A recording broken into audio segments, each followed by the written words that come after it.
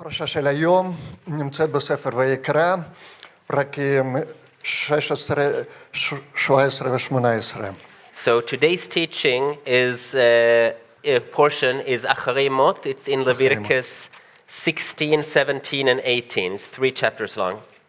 In Leviticus chapters 16, 17, and 18. הפרשה כוללת הנחיות אלוהים לגבי יום הכיפורים, ונובעים מכאן קביעת מקום מיוחד להקרבת קורבנות, איסור אכילת דם, איסורי עריות ועבירות מוסר. So, and this portion deals with the rules for the Yom Kippur, the Day of Atonement, how it's supposed to happen in the temple. It specifies where the sacrifices are supposed to be, and there are also a number of requirements about forbidden restrictions against eating blood and some moral laws as well. אנחנו נתמקד היום על פרק 16. I'm going to focus on chapter 16 today. והתזה של הפרק היא כל בן אדם זקוק לישועה ומקבל אותה אך ורק בחסד אלוהים דרך אמונה. And the focus of this chapter is really that each and every one needs salvation and that we can get it only through the grace of God through faith. התזה הזאת נגלה פה דרך שלושה מרכיבים. And we can see this through 3 specific points in this chapter. מרכיב ראשון, כל בן אדם טמא. First point is that we can see in this chapter that every person is unclean. לדוגמה, חלק הראשון של פסוק 16. וכיפר על הקודש מטומאת בני ישראל ומפשעיהם לכל חטאתם. We can see that, for example, in the first half of verse 16. He shall make atonement for the holy place because of the impurities of the sons of Israel and because of their transgressions in regard to all their sins. חלק השני של פסוק 17. וכיפר בעדו ובעד ביתו ובעד כל קהל ישראל. We can also see it in the second half of verse 17, that he may make atonement for himself and for his household and for all the assembly of Israel. ועוד דוגמה אחת, נניח פסוק 30. כי ביום הזה יכפר עליכם לתאר אתכם מכל חטאתיכם. And we can also see it in verse 30. For it is on this day that atonement shall be made for you to cleanse you. You will be clean from all your sins before the Lord. ואותו דבר, אותו אמת משער שאול השליח באיגרת אל רומים, פרק 3, פסוק 23, כי הכל חטאו ומוחסרי כבוד אלוהים הם עם. We can also, Paul the Apostle also specifies this truth in Romans 3:23. For all have sinned and fall short of the glory of God. אז אמת הראשון, כל בן אדם טמא לפני אלוהים. So that's the first point, that every person is unclean in the eyes of God.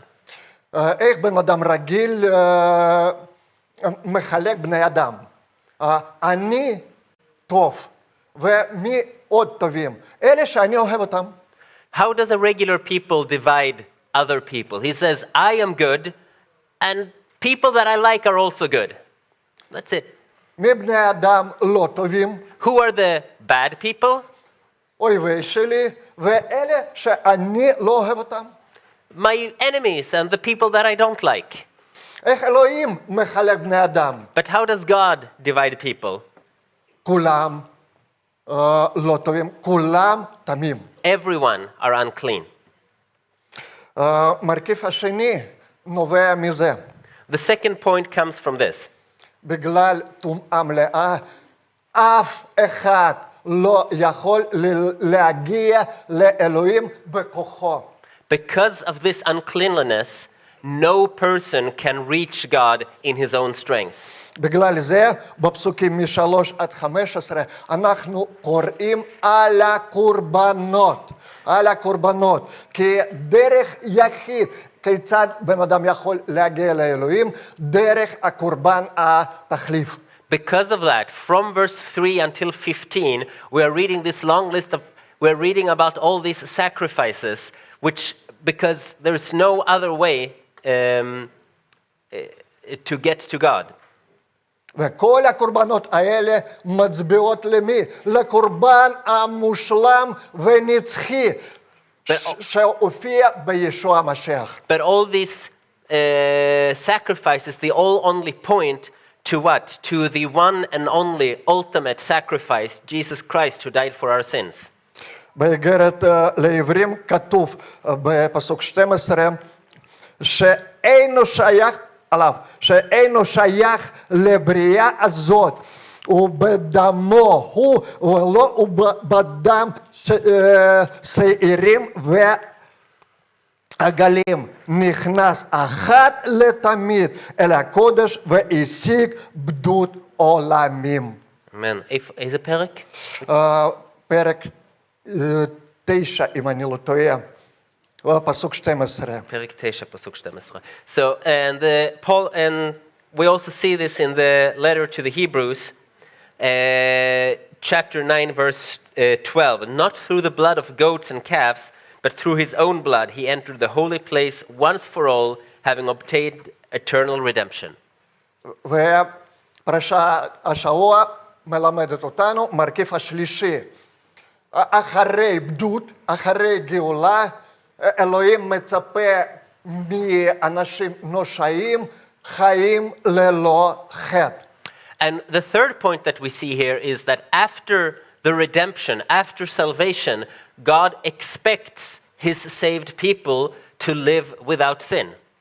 זה פסוקים 7 ו-10. We can see that in verse 7 and verse 10. ופה מסופר לנו על שני שעירים. And here he talks about two goats. שעיר ראשון זה תשלום עבור חטא, זה מובן. One of them is paying for sins. למה אלוהים ציווה שני שעירים, שעיר השני?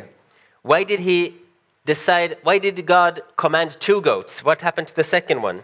כי הם מסמלים מה שקורה עם בן אדם כשהוא מקבל ישועה. Because they represent what happens to a person who receives salvation. בעת ישועה מתרחשים שני דברים. Two things happen then. דבר ראשון, דם ישוע המשיח נחשב, הצדקה ישוע המשיח נחשב עליי, ואלוהים מסתכל עליי כצדיק בגללו. First thing is that the blood of Christ is considered mine, and God looks at me and sees Jesus' righteousness. אבל ישועה זה ישועה מחטא. But salvation is also salvation from sin. לא רק מאשמה על החטא. Not just salvation from the guilt of sin, אלא מנוכחות של חטא בחיי. but also from the presence of sin in my life. ומה מסמל שער השני? So what is the second goat? הסרת מעשית חטא מחיי. That's the scapegoat. That's the removing the sin from my life. איך אלוהים מבצע את זה? How did that happen in reality in the temple? דרך רוח הקודש, דרך רוח הקודש שנכנסת לגופי ומשתנה בי מבפנים. Now, how does that happen in reality for me? It happens through the Holy Spirit who comes in and changes me from within. ובגלל זה, באיגרת אל רומים, פרק ח' פסוק 9 כתוב, אך אתם אינכם כפופים לבשר, כי אם רוח, כי אם לרוח. And therefore we see in Romans 8, verse 9, you are not in the flesh but in the spirit. אם אמנם רוח האלוהים שוכנת בכם.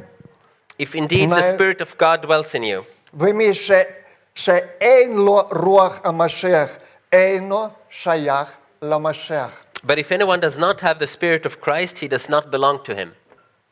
אז מה אנחנו רואים מפרשה זאת? דבר ראשון, So what do we see from this portion? First thing, אם מישהו מעליב אותי, if someone insults me, מישהו חושב עליי לא כמו בעלי, מה- אני לא צריך להעליב עליו. למה? כי הוא חושב עליי, הוא מדבר עליי יותר טוב ממה שאני מהווה באמת. if someone insults me or says something bad about me and I don't like it, I don't need to insult him back because in reality, the reality is that I'm a lot worse than he says that I am. דבר השני, Second thing, אם אני בא לגבול חיי, בלי להיות נושע, אני הולך לאבדון. if I'm reaching the end of my life without being saved, I am going to damnation. ודבר השלישי, And the third thing, אם אני לא רואה בחיי פרי הרוח הקודש, אני לא שייך לישוע המשיח. if I don't see the fruits of the Spirit in my life, then I don't belong to the Messiah. היום יום שכל אחד חייב לעשות ביקורת ליבו. Today is a day when each and every one needs to do a checkup of their heart. האם אני מבין כמה אני טמא לעומת אלוהים הקדוש? Do I understand how unclean I am before a holy God? האם אני מבין שדרך היחיד להגיע לאלוהים, להאמין בדם ישוע המשיח בתקומתו? Do I understand that the only way that I can come to the Lord is through his blood? האם באמת בחיי מופיע פרי הרוח? Are the fruits of the Spirit really evident and alive in me? זה הכל, תודה על ההקשבה. That's it. Thank you.